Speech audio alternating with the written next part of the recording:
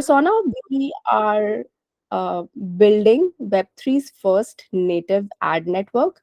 So, a very simple way of understanding what we are doing is we are building Google AdSense, but we are building it for Web3. So, you as an advertiser, you're looking to acquire user. You can come to our platform, you can place your ads, you can create your campaign, and we place your ads on dApps, on high quality dApps, not Web2 websites, not news and media, but dApps where high quality Web3 users hang out. And the beauty is that you're able to target people on the basis of what's in their wallet. And I'll get to in detail as to like why that is so important. But the idea here is that we have created personas, hence the name persona. We have created persona by indexing wallet, about 200 million wallets at this point of time. We know what's in the wallet, what kind of games they play, what kind of NFTs they engage with, what kind of dApps they engage with. And based on that, we have created this holistic persona of each wallet. And now by placing ads, you're able to target the user at a persona level.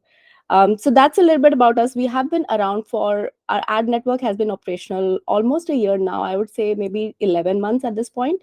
And we have worked with some of the biggest names in Web3, including MetaMask, Immutable, Engine, VMix, League of Kingdom, PayPal, MoonPay, Uniswap. So, all these big names that you can think of. So we decided to do a user acquisition workshop for all of you because there are so many misconceptions. The current way of doing user acquisition, it's not the most efficient. So we decided to share some of our learnings based on running this ad network, based on talking to hundreds of gamers who want to acquire users. So this is a short presentation. I would like to keep it very, very conversational. So feel free to ping me, ask questions.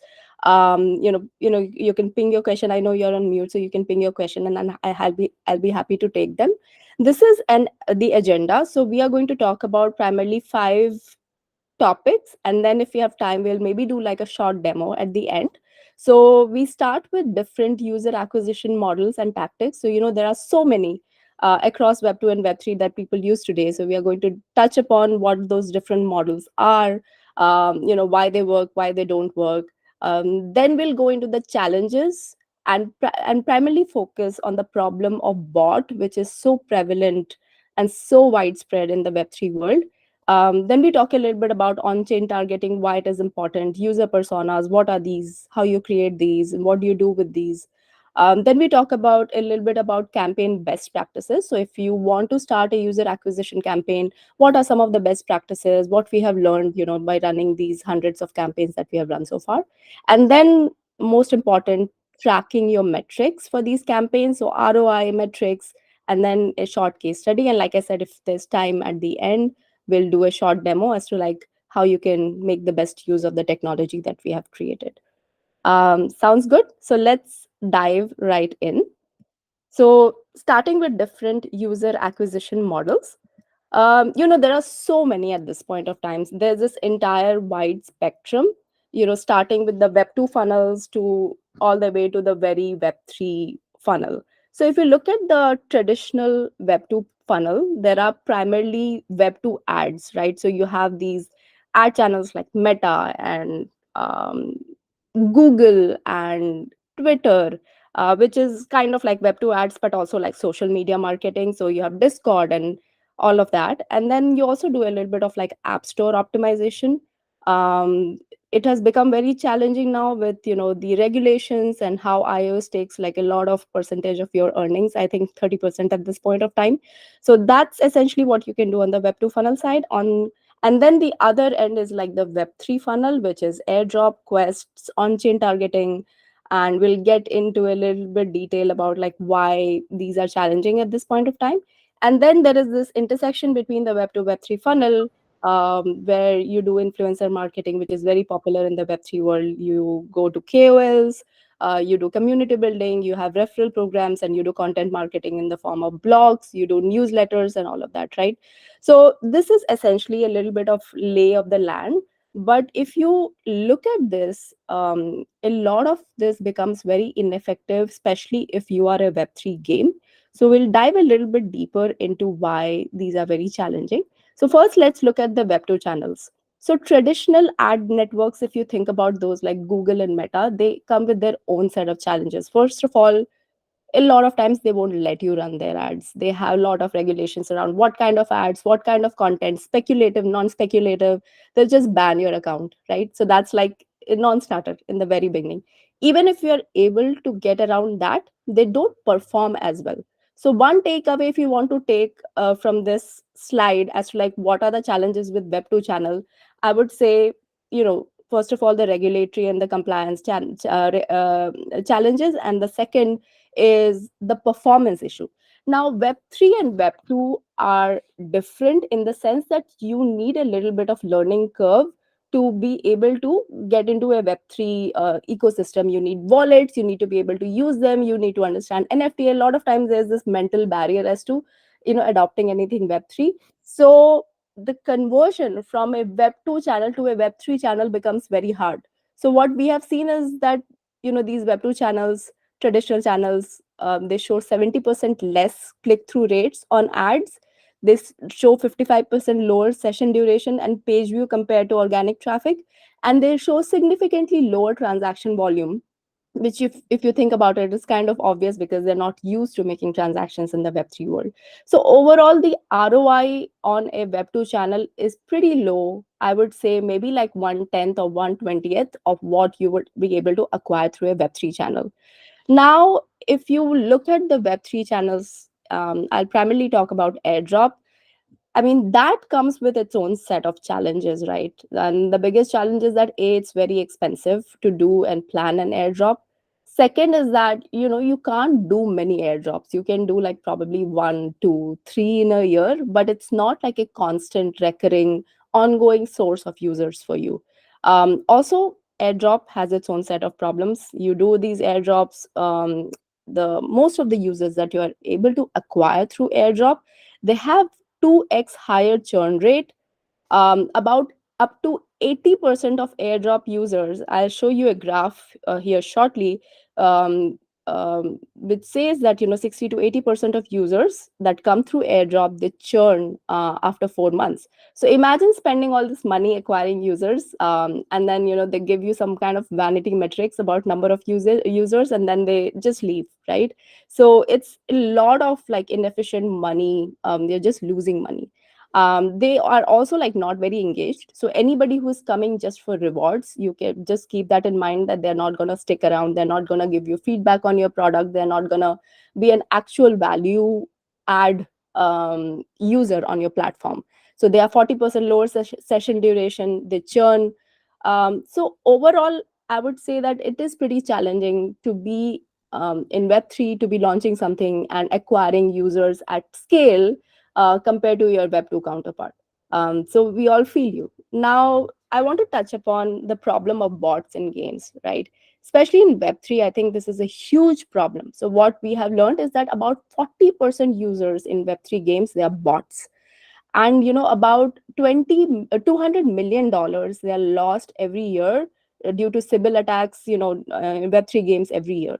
So if you think about bots, why are they so harmful? I think three broad buckets, I would say. Two you can see here, and third is more like an overlying theme. So first is that they just disrupt the gameplay. They make the gameplay very unfair. For example, you have aim bots. They always know where to aim. So imagine a real player playing against an aim bot. They are going to get very frustrated. They know, you can automate these bots, right? So they know, they can anything which, for example, is like farming or taking certain actions, performing certain quests. You can automate all of that. They're going to be more efficient than a human being, and they just make the entire gameplay very unfair, making the real users frustrated. So that is the one big point. The second point is the reputational damage. Now, because these bots are so prevalent, the real gamers, they feel frustrated, they leave you bad review, they don't want to play your game, and all of that.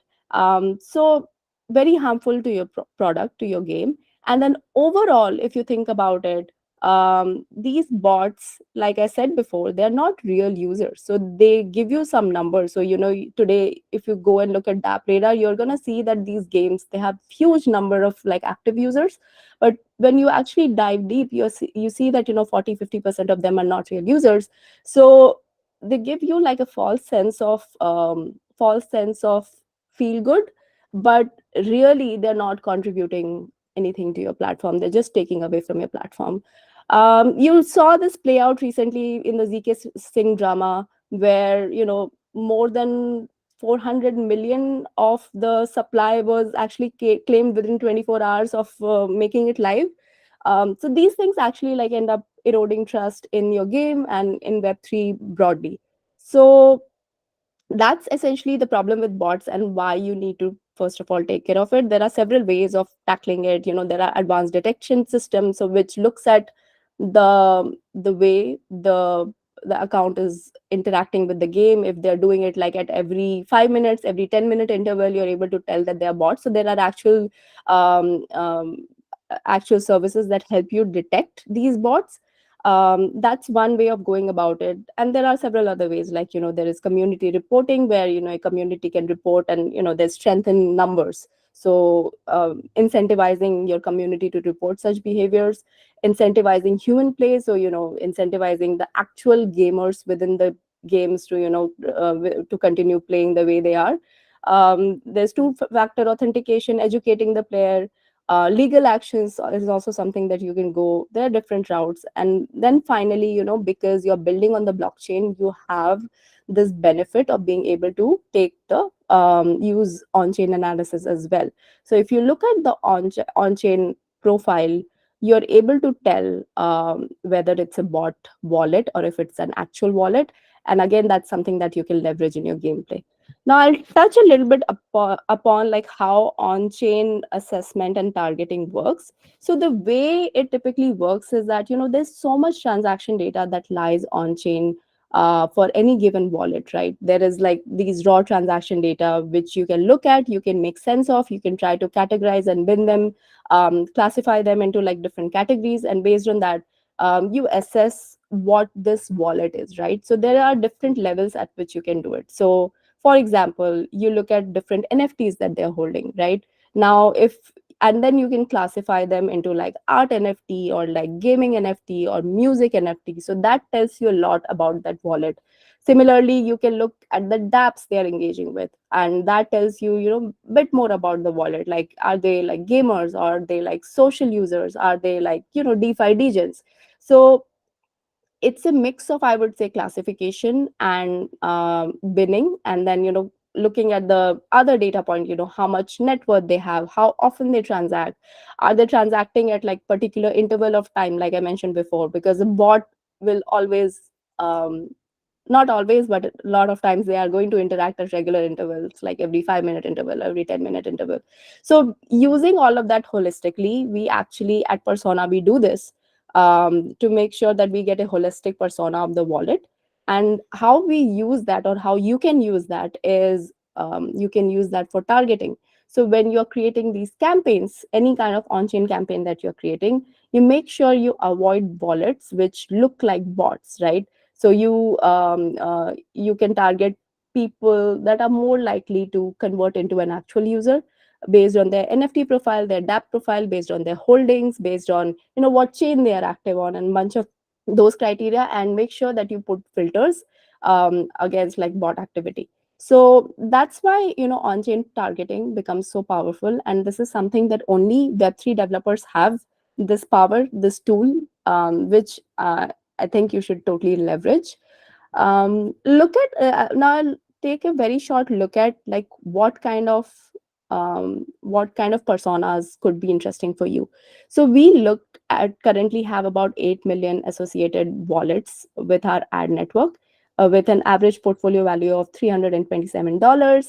8% of them perform in-game transactions, 6% have NFTs in their wallet.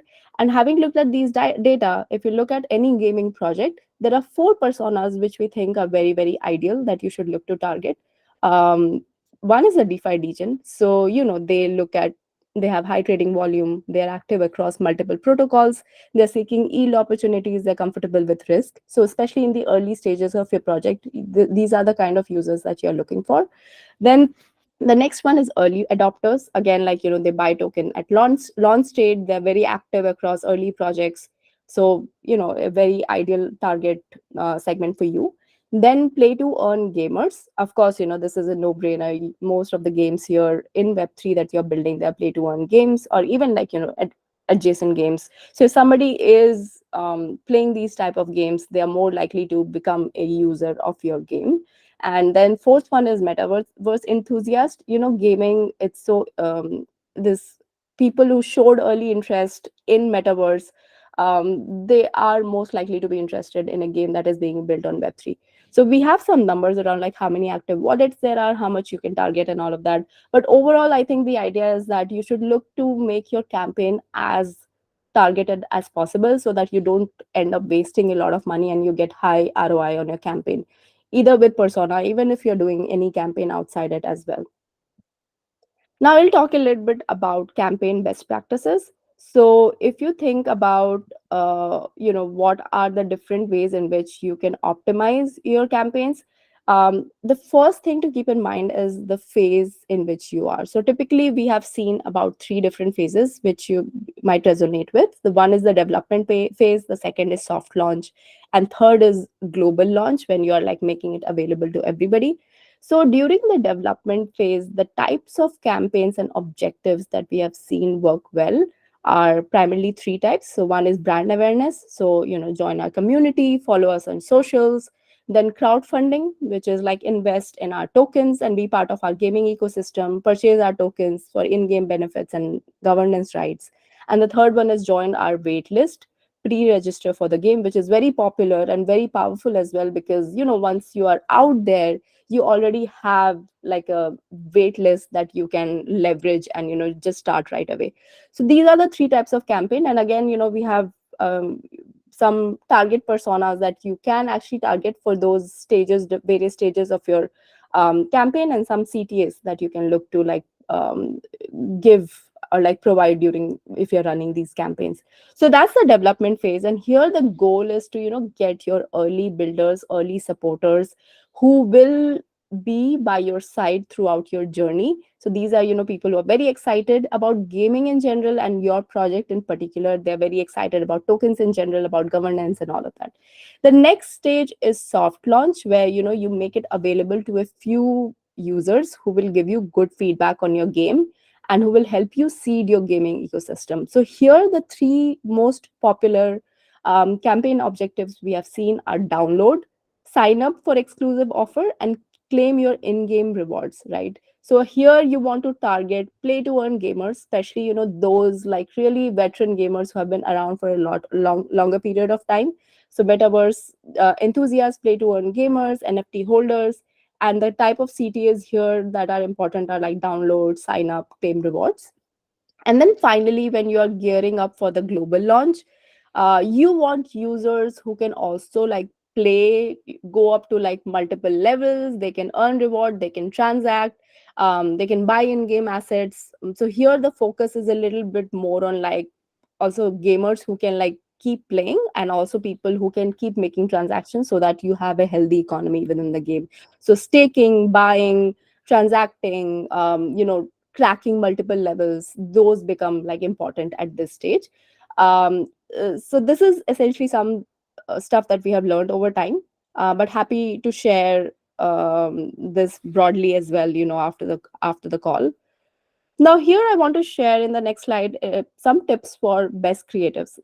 How much we underplay, we have seen developers underplay the importance of creatives, but we have realized that creatives can actually make a lot of difference when it comes to the performance of your campaign, no matter where you're running the campaigns, right?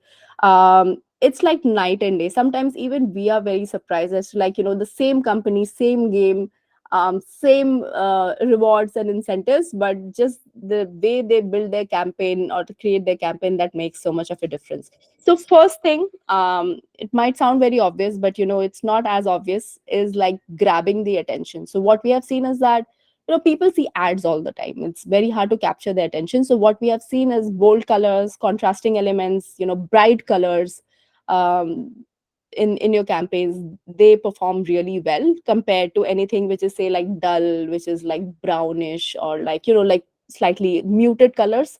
So we have seen a lot of difference between how colors can impact your performance. Second is compelling call to action. So, there we have seen campaigns which come without call to action, and then one with some with like very clear call to action, like play now, download, earn now. So you want to make sure that the person who is seeing the ad, they know exactly what they are, clicking on, or what they're signing up for. So very important to have a very clear call to action. So what we have noticed, we looked at some data as well. We collated data with the past campaign, and we saw that buttons, they drive 43% higher click-through rates on a campaign, versus campaigns that don't have buttons with a call to action. So that's second point. The third point is the power of numbers. Again, Web3 is a lot about numbers, APR percentages, rewards, and like, staking money that you can get. So all of that. So if you put that upfront in your campaign is definitely going to perform better. So what we have seen is campaign with numbers, up to, and percentages, all those, they perform about 24% better. They have higher click-through rates than campaigns without those numbers. So these are some of the learnings through the campaigns that we have run. Of course, we keep having more of these. We keep sharing in the group. Now, assuming that you know what kind of campaign you want to run, what channels you want to explore. A lot of times you explore multiple channels in parallel, like you want to run ads, you want to put something on socials. So now a very important thing that not many people talk about is ROI on the campaign, right? Like, how do you track them, whether they're successful, they're not successful? So I want to touch upon that a little bit. So how do you track your ROI for a campaign? So think about the user funnel when they engage with your campaign. So there are primarily four steps. First is impression. So impression is that you get eyeballs. A user sees your ad for the first time. So that's called an impression. The second step is them actually liking what they see and clicking and engaging with it for the first time. So the second step is actually the clicks, right? Now, the third step is that once they land on your website, a lot of times they just bounce off. More often than not, they bounce off, right? But now the trick here is to build something that's actually compelling, that the users are actually compelled to take the next step. So that means installs, which is an actual engagement or an action on your website. So that's step number three. And the fourth one is revenue. Now, a lot of times you get users, they download, they probably play one game, and then they just leave and they don't come back. But here the fourth step comes into picture, that are these users actually giving you engagement and revenue? So those think of them as like the fourth step of the funnel. Now, each step of the funnel, you want to be able to track some metrics which will give you a sense of whether your campaign is successful, and what kind of optimization you want to make. So when it comes to impressions or the eyeball, the one metric that we look at is, of course, the cost per impression, which is cost per milli. It's called CPM. There can be different ways of tracking this, but is defined as cost per thousand impression. Now, I think that's the first level of optimization. What kind of impressions and what kind of CPM you're able to get, what kind of CPM you're able to negotiate, and all of that. Now, for the clicks, what we track is, of course, the click-through rate.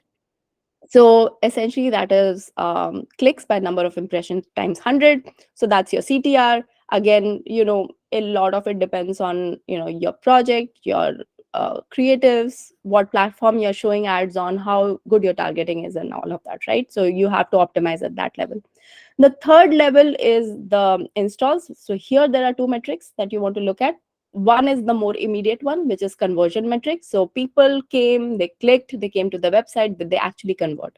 So that will give you a sense of, okay, this is actually user coming to my website, they're looking at stuff, they like what they're seeing, and then they're actually converting. The other metric that is more long term, that you want to keep an eye on, is the cost of customer acquisition, or the customer acquisition cost.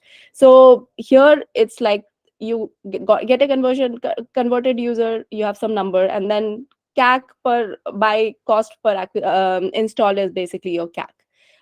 So this is how you calculate it. And then finally, when you get to the revenue stage, you have to calculate the cost per transacting user, which is your budget by number of transacting users, and then the lifetime value of the user, which is again like a slightly longer term metric, which you calculate over time. And basically it's like you do some projections as well, and then you calculate like the total revenue that you're able to earn from your user. And what you want to do is, of course, like your lifetime value of the user has to be way more than the CAC for your business to actually be sustainable and to make sense. So I would say that a lot of builders in Web3, they don't keep track of these metrics early. And it's very easy to lose track of all of this metric. But like I said, if you want to build a sustainable revenue generating or like sustainable gameplay, you make sure that you have these numbers that are being tracked. So that is a little bit about ROI. I want to do a quick case study. So we ran a huge campaign with League of Kingdom, which is an MMO strategy game where gamers, they fight for dominion. They ran a campaign with us, which was a user acquisition campaign, and their budget was $10,000. They got about 2.63 million impressions, which put their CPM around $3.8 range. They got about 41.6 thousand clicks, which puts their CTR in 1.58% range. And they got about 3.3K installs, which puts their CAC at $3. This campaign performed really well because usually for Web3 games, the CAC and the CAC is pretty high, given that there are very few gamers who are Web3 aware, right? So usually these CACs go above $10, above $15, but we were able to deliver a really really good CAC for this particular game. If you look at their creatives, very powerful creatives, very good looking creatives, good brand. Look at their call to action play now, very simple, very compelling, and of course, like they have a very good game. So overall, it was one of our most successful campaigns. I think that brings me to the end of it. Now I will actually hand it over to Harsh Purwal from the team. He'll give a very quick demo as to like how you can leverage persona if you want to run some targeted campaigns and acquire users for your games. So I'm going to hand it over to Harsh. Thanks, Ankita. Hey everyone, I'll just quickly share my screen and start with the campaign creation process on Persona Advertiser platform. Am I audible, Ankita? I'm good. Is Yeah. my screen visible? Yes, Yeah. good. Okay. Thank you guys.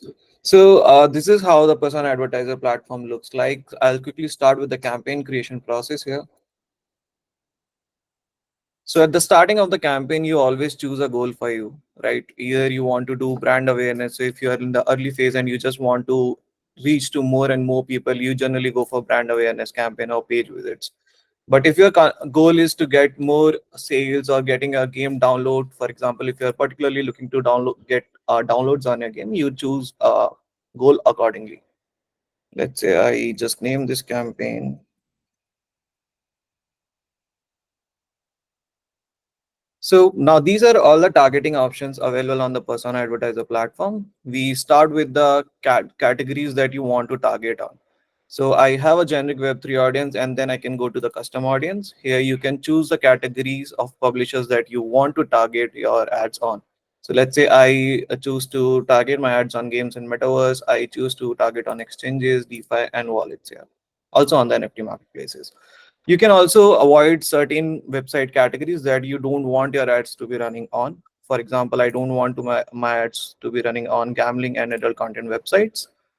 Now, all of us, when we build projects, we certainly have our users in certain demographies. So if you want to target any particular regions out there, you can just simply choose the regions. You can also select particular countries, and you can decide your targeting accordingly. Next is the type of devices. So let's say if you're building for just mobile games, you can choose to select only mobile. If you have just let's say Android game, then you can just go move forward with the Android game. Now next comes the most exciting part, the user personas we built on the basis of the on-chain activity. So as you can see here, now I have like these 7 user personas built: NFT holders, long-term investors, play to earn gamers, metaverse enthusiasts. So let's say for this project, I feel like going with play to earn gamers, metaverse enthusiasts. Let's say DAO members. If I'm like just launching my game and I need a DAO members to actually buy and invest in my project, then I'll go for DAO members and early adopters. So you can just save your audience to refer it later on, or you can skip the process.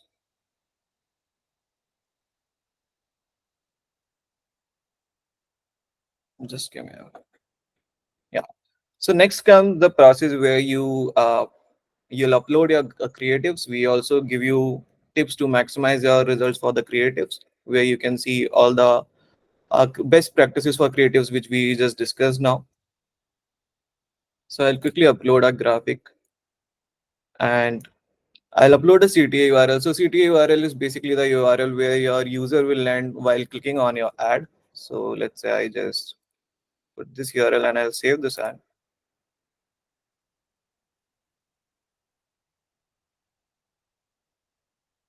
So next is like deciding when do you want to launch a campaign. You can always schedule a campaign for later, or if you want to start it today, you can just start it today.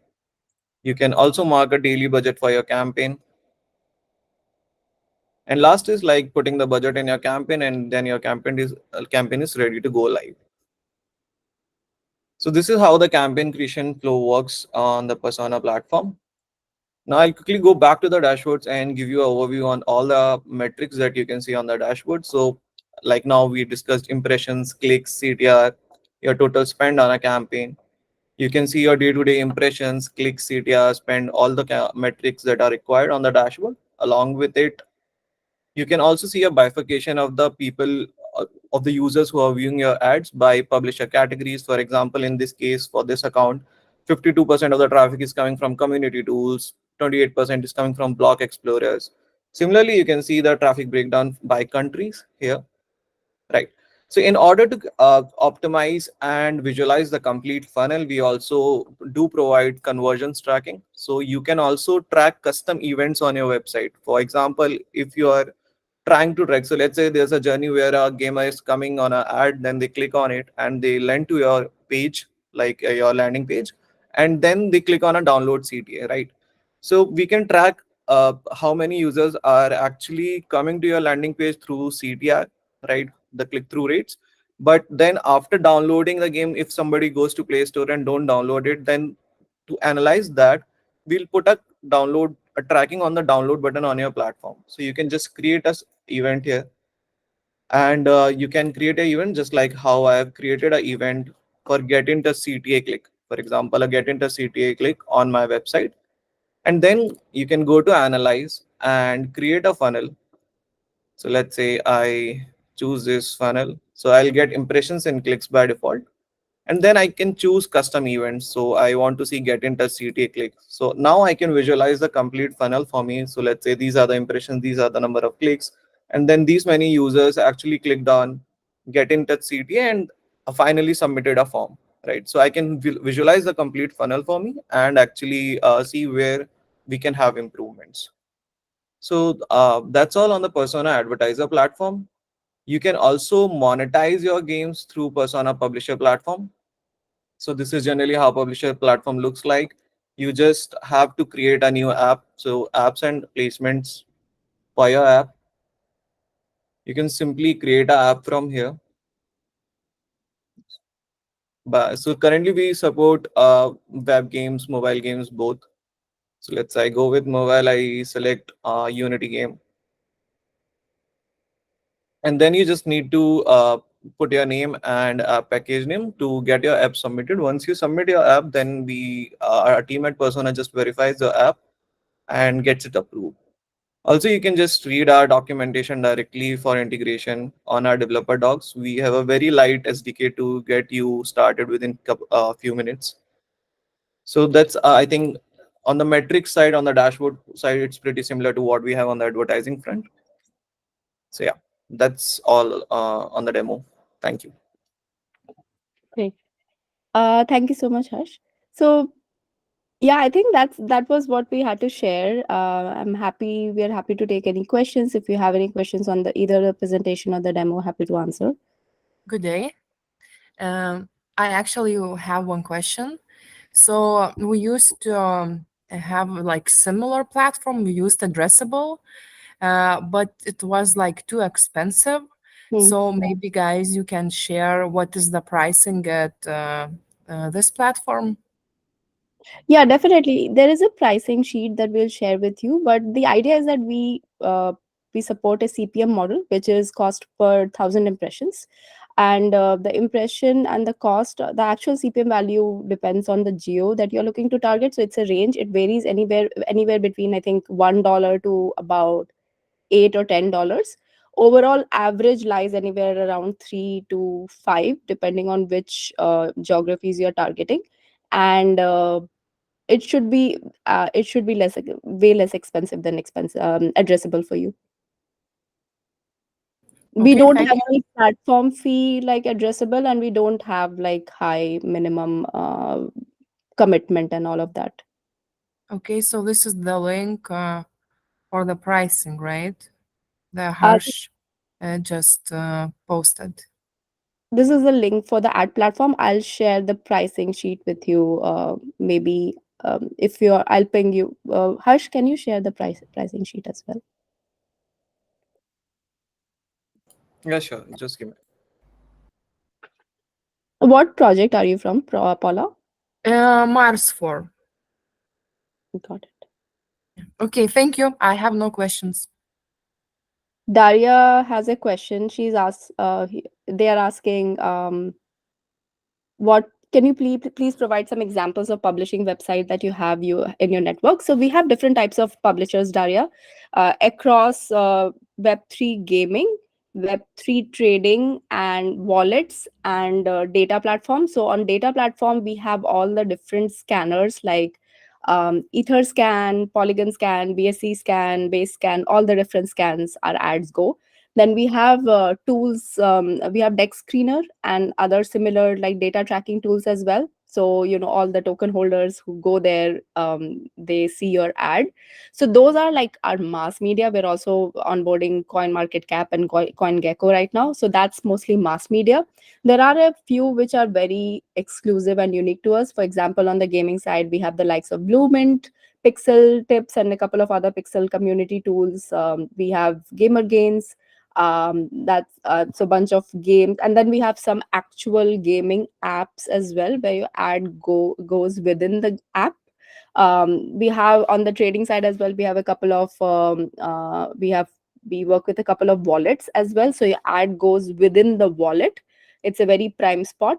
And then we are on couple of exchanges as well. So we have a mix. We don't do news and media because we don't get good results there. It's And we don't do web 2 because again we don't get good results there. So just high quality dapps and data platforms. Alisa is asking, is it possible to target specific token holders?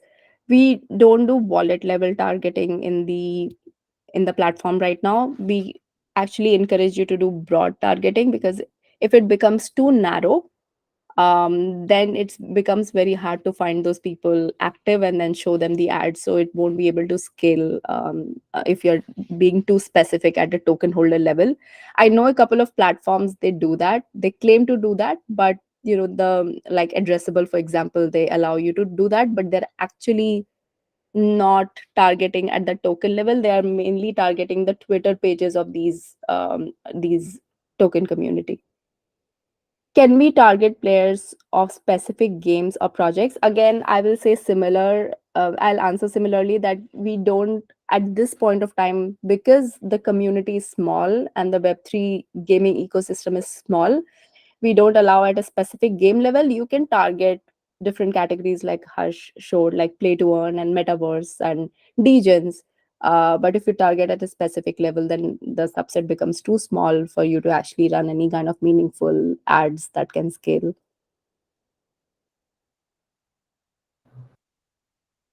Great. I think you've answered quite a few there, and thank you so much for your presentation. Just wondering if there are any last questions from anybody else before we wrap up. Thanks, Harsh, for sharing, but also maybe Ankita, if you'd like to. I know that people can contact you directly through the BGA Telegram group, but if you'd like to share, yes, your TG account or maybe your email, whichever's better for you, that's great, and then people can get in touch. Yeah, so I've shared my TG. It's Ankita VE, and then my email as well. So feel free to reach out to me. We have shared some decks. We have shared some pricing as well, and we are very happy. We're very happy to talk about your specific use case and give you directions around how to set up campaigns and design and all of that. So feel free to reach out. Awesome, thank you. And yes, Sabrina, we have recorded it, so we will upload it onto our YouTube channel in the very near future. So thanks everyone for joining. Thank you, Ankita, Harsh, and team for putting together this presentation and sharing with us what you do, and look forward to talking to all of you in the Telegram groups and elsewhere. Thanks for joining. Bye. Thank you. Bye-bye. Bye. Thank you. Bye.